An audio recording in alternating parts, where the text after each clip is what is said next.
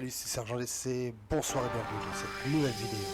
Et oui, aujourd'hui petit fond sans images car je n'ai pas fait de présentation sur les lieux mêmes, mais je me suis rendu aux grottes de Falouz. Voilà, tout simplement. C'est un lieu très historique, assez ancien, avec une histoire complètement folle. C'est un lieu pour moi qui sort de l'univers carrément. Pour moi, j'en ai plein les yeux, etc. Mais je vais vous le faire découvrir via les images que j'ai capturées et je vais vous faire une petite voix off. Et bien sûr, Paul vous racontera l'histoire des lieux, etc. Voilà, tout simplement. Mais tout d'abord, n'hésitez pas à vous abonner à cette chaîne. N'hésitez pas à lâcher le pouce en l'air pour me soutenir. Et voilà, tout simplement, n'hésitez pas à rejoindre aussi mon Instagram. Et c'est parti, on va aller découvrir les grottes de Falouz. Et moi, je vous dis merci beaucoup. Bonne vidéo! Bienvenue aux grottes de Falouz. Et tout d'abord, je vais laisser Paul vous raconter son histoire. C'est parti. Situé à 800 mètres du village de Belleray, le site des grottes de la Falouz est remarquable, des plus pittoresques et particulièrement chargé d'histoire. Ce nom, dérivé du mot falaise, désigne une longue paroi calcaire autrefois exploitée en carrière dont le pied, à l'origine des temps, bordait la Meuse qui y a creusé des grottes naturelles et où convergeaient des ruisseaux souterrains. Cette paroi, parfois haute de 9 à 10 toises, présente un écrin naturel à une nature sauvage presque intacte. Cette alternance de roches et de forêts pentues est parcourue en surplomb de la Meuse par un sentier très ombragé, bucolique à souhait, qui ouvre une vue remarquable sur la Meuse et sa vallée tout au long de son cheminement. Point agrémenté d'un sentier de randonnée reliant Belleray à Dugny, est une invitation à la promenade et au footing. L'un des principaux intérêts des grottes est d'avoir été occupées par les hommes, presque en continu, depuis la période néolithique jusqu'à la période moderne. Terre d'histoire, les grottes de la Falouz présentent l'intérêt d'une occupation ancienne et presque continue de la préhistoire à nos jours. Nos lointains ancêtres y ont trouvé des abris façonnés à leur convenance. Puis, au fil du temps, les carriers l'exploitèrent en fronts de taille et en galeries souterraines. En témoignent les fragments de haches et d'outils de silex datant de 3000 avenue JC, ainsi que des céramiques de l'époque gallo-romaine découverts sur le site. Autre trace de l'histoire, une borne rappelle la division de l'Empire carolingien de Louis le Pieux, le fils de Charlemagne, entre ses trois fils lors de la signature du traité de Dugny en 843. C'est ainsi que furent créées la Lotharingie, dont une partie devint la Lorraine, la Germanie et la Francie. À partir du XIIe siècle, la carrière fut exploitée, d'abord en surface puis dans des galeries souterraines, pour en extraire des blocs de calcaire dont certains, aisément transportés sur la Meuse, serviront à la construction ou à la fortification des monuments locaux, cathédrale de Verdun, église fortifiée de Dugny, pont, etc. L'importance stratégique du site est reconnue en 1907 par la construction de l'ouvrage de la Falouz, avec des mitrailleuses et tout, qui verrouillent la vallée de la Meuse en amont de Verdun, ouvrage qui devient en 1916 une des portes d'accès au front. Merci Paul d'avoir raconté son histoire. Et comme vous avez pu le comprendre, c'était un lieu incroyable. Tout d'abord créé par la nature, puis servi par l'homme durant tant d'années afin de construire autour d'eux, afin de se réfugier, afin d'y inscrire des choses.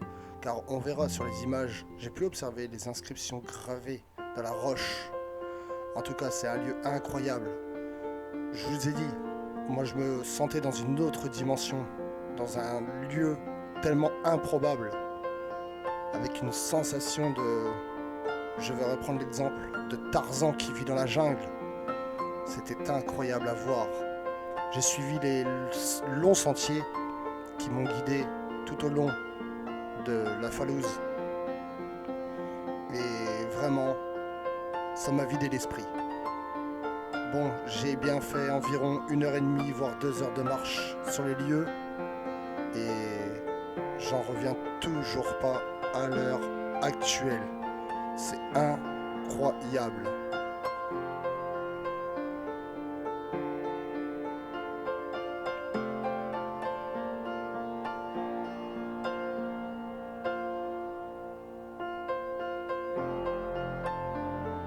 Des sacrées falaises, des sacrés rochers, de l'humidité un peu partout, des failles, des pierres qui sont tombées, la nature qui a repris ses droits,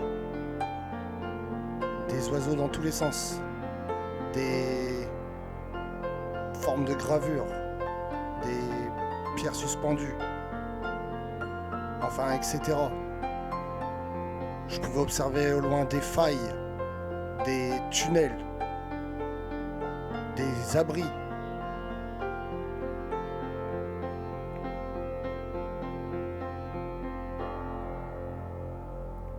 C'est vraiment incroyable comme lieu.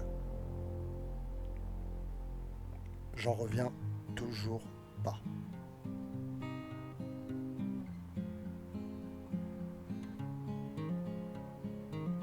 En tout cas, comme on peut voir, des personnes malheureusement ont tagué les lieux, ce qui est regrettable.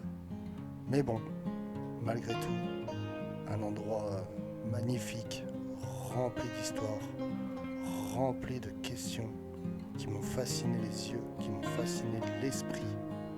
C'est incroyable en vrai, des rochers comme ça. Bon, le lieu est très protégé, il faut suivre un sentier logique. Bon, il y a des coins, j'ai pu, comme vous pouvez voir, être très près, même toucher les bords, etc.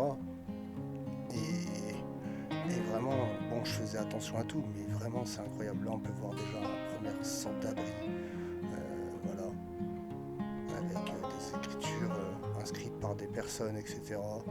Ce qui est regrettable, mais malgré tout, reste incroyable à voir. Aujourd'hui, j'ai visité ce lieu comme je visite tous les autres lieux, et à chaque fois, j'ai l'impression de ne pas encore avoir vécu ma vie, car il reste tant à découvrir de cette terre, tant de lieux secrets, tant de lieux historiques, des pierres partout, etc. Là, on peut voir un coin un peu renfoncé. J'ai déterminé que de temps en temps, il devait y avoir de l'eau, car c'est un endroit très très humide.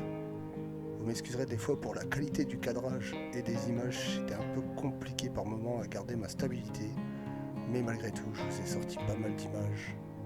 Voilà, tout simplement. On va continuer à avancer sur les lieux, car c'est un très long chemin, de très longs ouvrages naturels.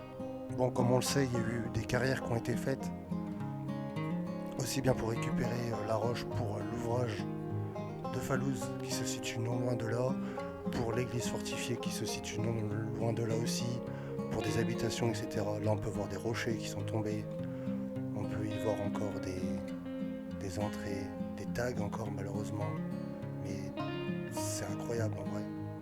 Des pierres, de tout à observer, des pierres aussi bien moussues, aussi bien humides, comme de tout en fait. On a juste à observer et on n'a pas les mots pour ça, pour expliquer ce qu'on voit.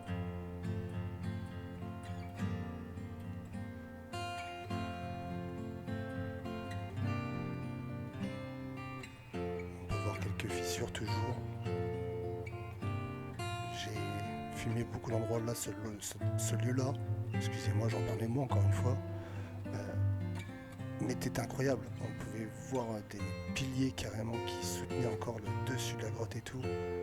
Et tout au début des grottes de Falouse, on peut voir un lieu où ça s'est effondré et ce qui crée un gros trou. Malheureusement, j'ai pas pu y accéder.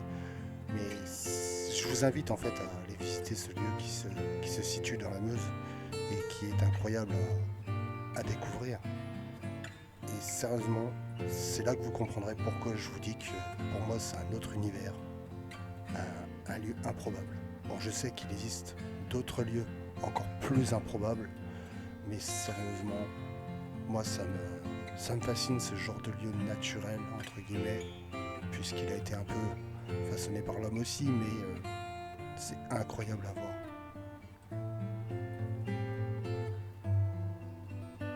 Alors la qualité de l'image joue beaucoup sur la lumière qui pouvait être sombre, revenir, etc. Là on peut me voir. Et c'est vrai que des fois c'est compliqué pour moi de rester très stable. On peut voir là du coup à gauche de l'écran les gravures dont Paul vous a parlé aussi.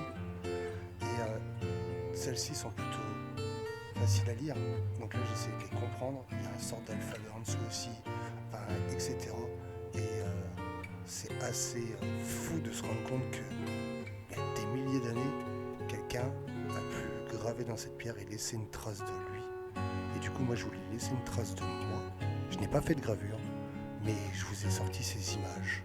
Et voilà, tout simplement, c'est le meilleur moyen pour moi de laisser une trace de mon passage et d'avoir tout ça en tête et de le partager pendant ma vie.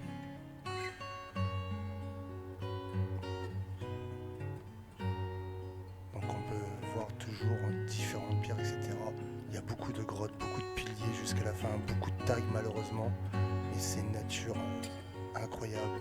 Là on peut voir des espèces de trous carrés, je pense que c'était au moment justement des carrières où c'est qu'ils mettaient des bouts de bois pour maintenir, pour creuser, etc. On a pu en voir sur d'autres façades et des moments il reste encore des bouts de bois fixés et tout.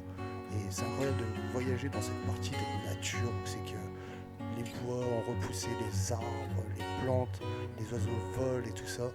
J'ai pu voir des pigeons qui habitaient dans la grotte, etc. Voilà, tout simplement. Merci d'avoir regardé cette vidéo. Ce chemin mène à la forteresse de Falouz. J'ai bien évidemment fait demi-tour et je vous laisse sur ces dernières images. Moi je vous dis à bientôt, des bisous, au revoir.